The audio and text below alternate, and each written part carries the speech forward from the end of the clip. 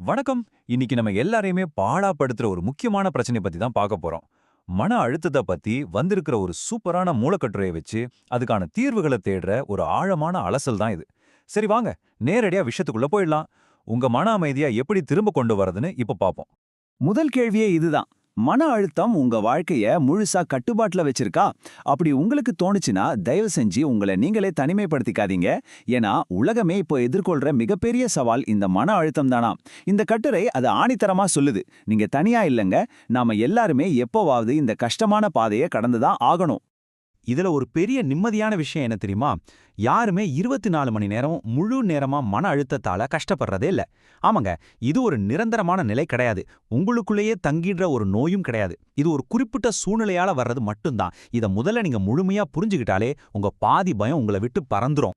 சரி, இப்போ பகுதி 1. மன அழுத்தத்தின் வேர்கள். உங்கள் தூண்டுதல்களை புரிந்து கொள்வது.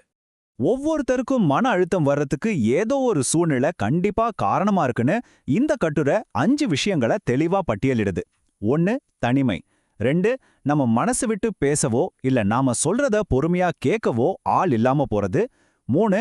100 பேர் இருக்கிற கூட்டத்துல இருந்தா கூட தனிமையாகவும் பதற்றமாகவும் உணர்றது. 4. வாழ்க்கையில வர தொடர் தோல்வி. அப்புறம் 5. நம்ம அன்புக்குரியவங்களோட திடீர் பிரிவு. இந்த 5 ஆழமான உணர்வு போராட்டங்கள் தான் மன அழுத்தத்துக்கான முக்கிய காரணங்கள்.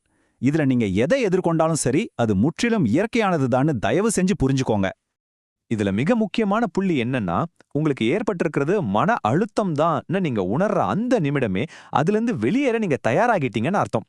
இது என்ன உணர்வுன்னே தெரியாம குழம்பிக்கிட்டு இருக்கிறத விட, ஆமா இது மன அழுத்தம் தான், நான் அதை அடையாளம் கண்டுபிடிக்கிறது தான் உங்களுக்கான மீட்சியின் முதல் படி.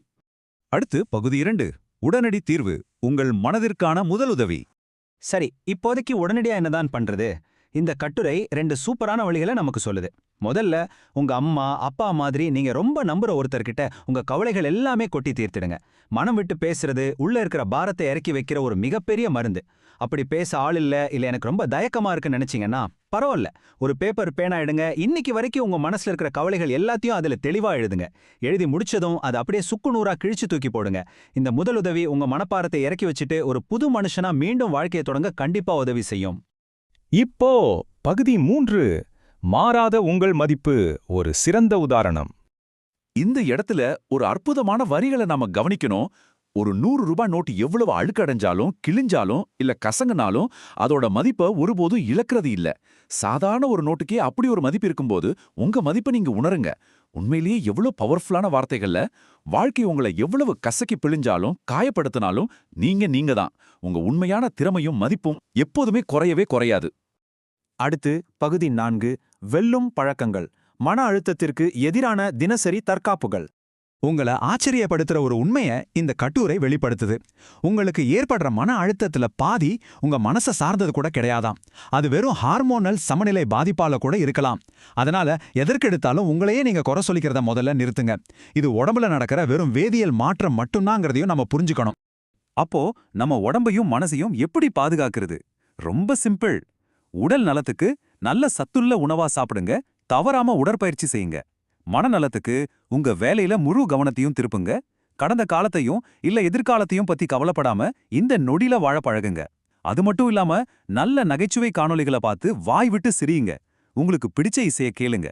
சிரிப்பு இசையும் சும்மா இல்லங்க, மன அழுத்தத்தை துரத்தி அடிக்கிற ரொம்ப வலிமையான ஆயுதங்கள்.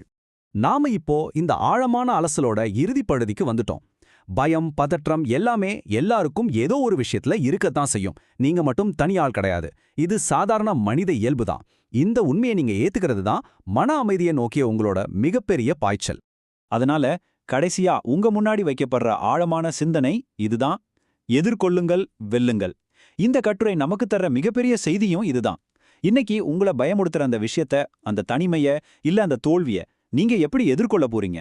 உங்க அமைதியை மீட்டெடுக்க இந்த வழிமுறைகளை இன்னைக்கே தொடங்குங்க. உங்க வாழ்க்கையோட கட்டுப்பாட்டை உங்க கைகள்ல எடுங்க. வெற்றி உங்களுக்கு நிச்சயம்.